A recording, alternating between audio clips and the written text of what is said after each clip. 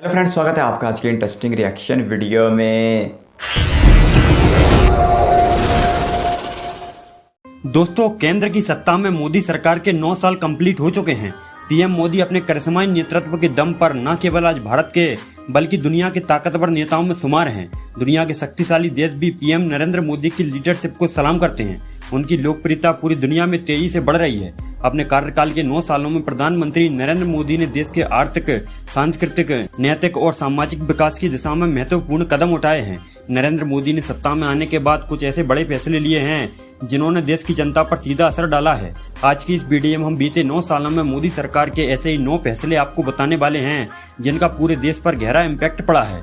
लेकिन उससे पहले दोस्तों, अगर आप इस चैनल पर पहली बार विजिट कर रहे हैं तो चैनल को सब्सक्राइब जरूर करें। Number 1, abrogation of article 370। Modi सरकार के बीते 9 सालों के सबसे बड़े फैसलों में से एक आर्टिकल 370 की समाप्ति है, जो जम्मू कश्मीर को विशेष राज्य का दर्जा देता था। 5 अगस्त 2019 को मोदी सरकार ने जम्मू कश्मीर से आर्टिकल 370 और 35A को खत्म करते हुए इस राज्य को केंद्र शासित प्रदेश बनाने की घोषणा की। इसी के साथ जम्मू कश्मीर में देश के वो सभी कानून लागू हो गए जिन्हें 70 साल तक लागू नहीं किया जा सका था। वहाँ के लोगों को केंद्र सरकार की योजनाओं का फायदा मिलने लगा। साथ ही जम्मू कश्मीर का अलग झंडा हटाकर अब वहाँ के सरकारी दफ्तरों में तिरंगा लहराने लगा। Number 2, demonetisation. 8 नवंबर 2016 को मोदी सरकार ने नोटबंदी का साहसिक एवं कठिन फैसला किया। रात 8 बजे प्रधानमंत्री नरेंद्र मोदी ने देश को संबोधित किया और रात 12 बजे से 500 और 1000 के नोट को चलन से बाहर कर दिया था। अचानक से नोटबंदी के सरकार के फैसले ने देश भर में खलबली मचा दी थी। सरकार का यह फैसला ब्लैक मनी, करप्शन और टेररिज्म पर वार करने के लिए था।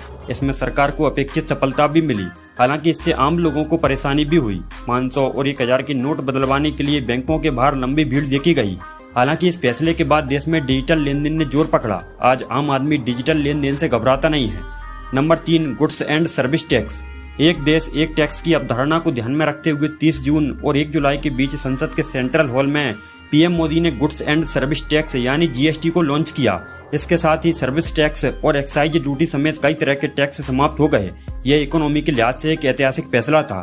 संसद से जीएसटी बिल पास होने के बाद आधी रात को संसद के सेंट्रल हॉल में दिए अपने भाषण में पीएम मोदी ने कहा था कि बिल किसी एक दल की सिद्धि नहीं बल्कि ये सभी पार्टियों के साझे प्रयासों का परिणाम है। जीएसटी लागू होने के बाद पूरे देश में समान टैक्स दर लागू करना संभव हो सका। इसके साथ ही इससे 17 बड़े टैक्स और 13 सेस इसमें सम्मिलित किए गए हैं। जीएसटी लागू होने से पारदर्शिता और जवाबदेही बढ़ने के साथ साथ सरल रजिस्ट्रेशन और तेजी से रिफंड का लाभ भी उद्योगों और व्यापारियों को मिला है। जीएसटी लागू हुआ तब 226 वस्तुएं सेवाएं 28% टैक्स के दायरे में थी, अब सिर्फ 28 बची हैं। जीएसटी में सुधार की प्रक्रिया जारी है। जीएसटी लागू होने से अब तक सरकार को 4 बार 1 लाख करोड़ रुपए या इससे ज्यादा का जीएसटी कलेक्शन मिला है। बीते फाइनेंशियल ईयर में मंथली एवरेज कलेक्शन 98,114 करोड़ रुपए रहा। Number 4, Bharatmala project. सत्ता में आने के बाद मोदी सरकार ने यह गहराई से महसूस किया कि देश को तरक्की के रास्ते पर ले जाने के लिए देश में सड़कों का जाल बिछाना जरूरी है। सरकार ने इस दिशा में तेजी से काम करना शुरू किया। इसका असर यह हुआ कि भारत में दुनिया का दूसरा सबसे बड़ा सड़क नेटवर्क बन गया है। भारत के रोड नेटवर्क की टोटल लेंथ 63.73 लाख किलोमीटर हो चुकी है। देश में पिछले 9 साल में लगभग 50,000 किलोमीटर नेशनल हाईवे का निर्माण हुआ है। देश में 2014-15 में नेशनल हाईवे कुल 97,830 किलोमीटर था, जो मार्च 2023 तक बढ़कर 1,45,155 किलोमीटर हो गया। आंकड़ों के अनुसार साल 2014 में रोजाना जहां 12 किलोमीटर सड़क बनती थी, वहीं 2021-22 में हर दिन 29 किलोमीटर सड़क का निर्माण हुआ। सड़क और राजमार्ग की किसी भी देश की इकोनॉमी में महत्वपूर्ण भूमिका होती है। सड़क परिवहन न केवल आर्थिक विकास बल्कि सामाजिक विकास, रक्षा क्षेत्रों के साथ साथ जीवन की बुनियादी चीजों तक पहुंच का आधार है। देश में नए हाईवे और एक्सप्रेस वे के निर्माण ने सड़क विकास की नई गाथा लिखी है। नंबर 5, राम मंदिर एंड काशी विश्वनाथ कॉरिडोर। अपने वादे के अनुरूप मोदी सरकार अयोध्या में भव्य एवं दिव्य राम मंदिर का निर्माण करा रही है। यही नहीं, भगवान शिव की नगरी वाराणसी में विश्वनाथ मंदिर के पास काशी विश्वनाथ कॉरिडोर का भी निर्माण कराया गया। मोदी सरकार के ये फैसले हिंदू आस्था और भारत की सांस्कृतिक एवं आध्यात्मिक विरासत को सहेजने की दिशा में अहम साबित हुए। साल 2019 में सुप्रीम कोर्ट ने अपने ऐतिहासिक फैसले में अयोध्या में राम मंदिर का निर्माण कराने का आदेश दिया। अगस्त 2020 में पीएम मोदी ने राम मंदिर के लिए भूमि पूजन किया। इसके बाद राम मंदिर का निर्माण तेजी से हो रहा है।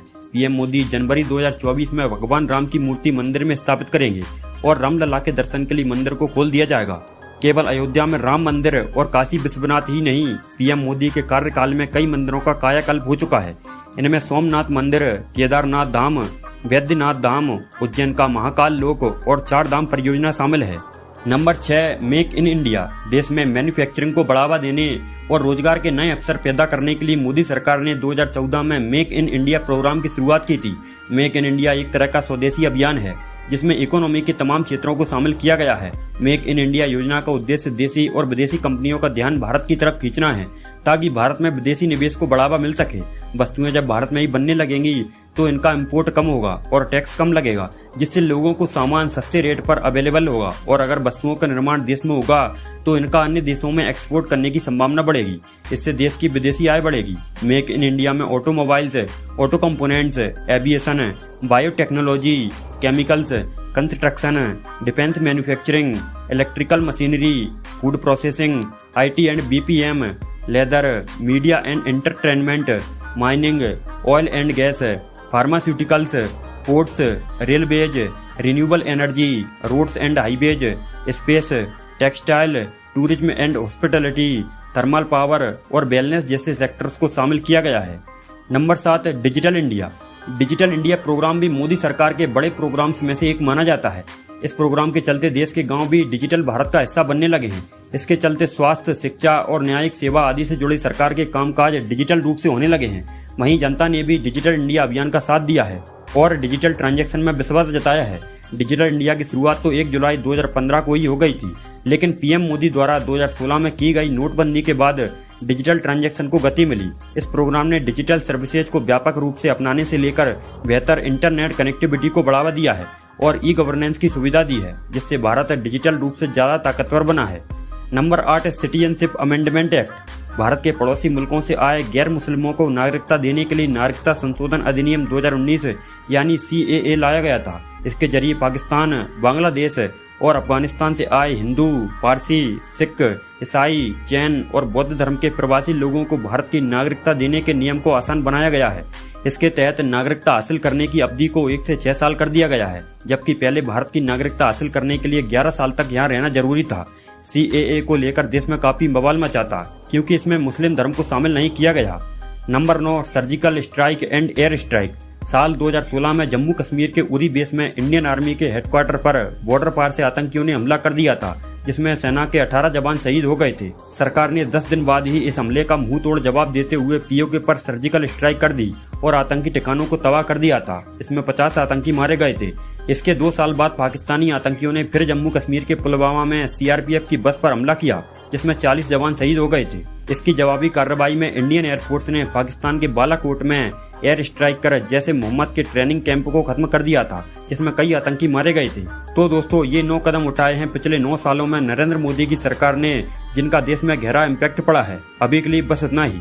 अगर आपको ये वीडियो अच्छी लगी हो तो वीडियो को एक लाइक जरूर करें। साथ ही ऐसे ही इंटरेस्टिंग वीडियोस पाने के लिए हमारे चैनल A1 इंडियंस को भी सब्सक्राइब करें। अपना कीमती समय देने के लिए बहुत बहुत धन्यवाद। नरेंद्र मोदी के बतौर वज़ीर-ए-आज़म 9 साल और 9 बड़े फैसले बताए जा रहे थे, जिन्होंने भारत की दिशा बदल के रख दी है और भारत को एक नए दौर में दाखिल कर दिया है। पहले वाला पॉइंट नहायती मुतनाज़ तरीन पॉइंट था, और लेकिन वीडियो ऑनर उसे मोदी सरकार का एक प्लस पॉइंट कह रहे थे। खैर, ये मैं फिर से कहूँगा कि ये भारत का अंदरूनी मामला, जिस पे ज़्यादा मुझे बात करने की कोई ज़रूरत भी नहीं है।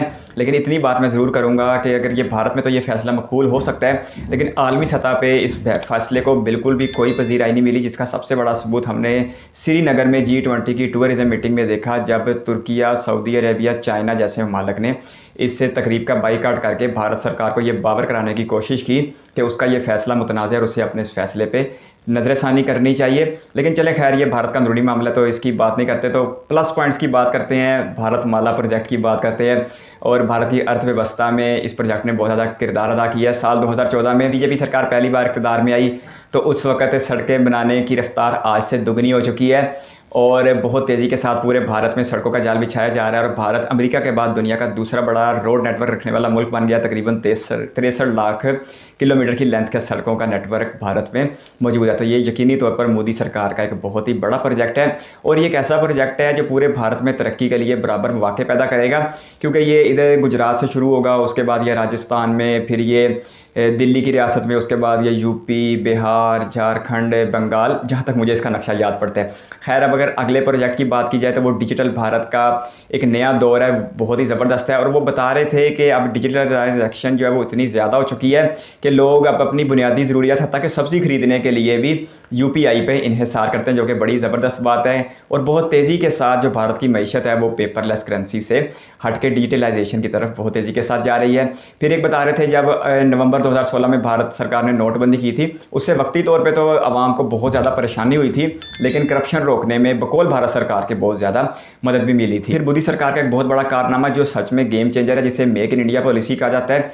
और इसके तहत भारत अपनी ही सलाहियतों को इस्तेमाल करते हुए, अपने वसाइल को इस्तेमाल करते हुए और अपने ही लोगों को इस्तेमाल करते हुए हर महकमे में और हर तरफ एक ऐसा जाल बिछा रहा है कि भारत के वसाइल को इस्तेमाल करते हुए अपनी प्रोडक्ट्स को तैयार किया जाए, जिसके बहुत सारे फ़ायदे होंगे। कुछ तो वीडियो में कह रहे थे कि इससे इंपोर्ट कम हो जाएगी, इससे एक्सपोर्ट बढ़ेगी और भारत के लोगों को भारत में ही रोज़गार मुयस्सर आएगा। और मेक इन इंडिया पॉलिसी वाकई बहुत ज़्यादा ज़बरदस्त है और बहुत ज़्यादा कामयाब है। और भारत का कोई ऐसा महकमा, कोई ऐसा डिवीज़न नहीं है जो इस पॉलिसी में शामिल ना हुआ हो और उसने भारत की अर्थव्यवस्था के लिए अपना काम ना किया हो। तो ये वाकई एक बहुत ज़बरदस्त बात है और इस बात को वाकई ही सराहा जाना चाहिए। लेकिन अब जो आखिरी पॉइंट कहा जा रहा था वो मुझे सुन के बिल्कुल भी अच्छा नहीं लग रहा था। वो वीडियो में कह रहे थे कि एयर स्ट्राइक कर ली भारत ने तो ये मोदी सरकार की कामयाबी हो गई। हालांकि जो 2019 जो पुलवामा का वाक़या है, जो उस वक्त के कश्मीर के गवर्नर सीतापाल पिछले दिनों उन्होंने खुद कहा है कि इसमें भारत की अपनी सरकार मुलव्वस थी, भारत की अपनी इस्टेब्लिशमेंट मुलव्वस थी और पाकिस्तान के ऊपर सिर्फ एक कार्रवाई करने के लिए सारे मामलात को तरतीब दिया गया था। लेकिन वीडियो ऑनर को आज सीतापाल की बात के बाद भी ऐसा लगता है कि वो सारा मामला पाकिस्तान ने किया था और अगर भारत सरकार ने इधर एयर स्ट्राइक की भी थी तो उसका कोई मस्बत नतीजा नहीं निकला। खैर ये भी फिर एक मुतनाज़ बात है, एक जंगी बात है, तो इसलिए इस बात से दूरी बेहतर है। बाकी जो दूसरे प्रोजेक्ट बताए जा रहे थे डिजिटलाइजेशन के, भारत माला के, मेक इन इंडिया के, वो बहुत ही ज़बरदस्त है। आपकी शुक्रिया इस वीडियो पे यहाँ तक बनने के लिए बहुत सारा धन्यवाद। चैनल पर फर्स्ट टाइम तो सब्सक्राइब करते हो, बेल आइकन प्रेस कर दें। बहुत जल्द एक और इंटरेस्टिंग रिएक्शन वीडियो के साथ मिलेंगे, तब तक के लिए अपना बहुत सारा ख्याल रखिएगा। Bye bye.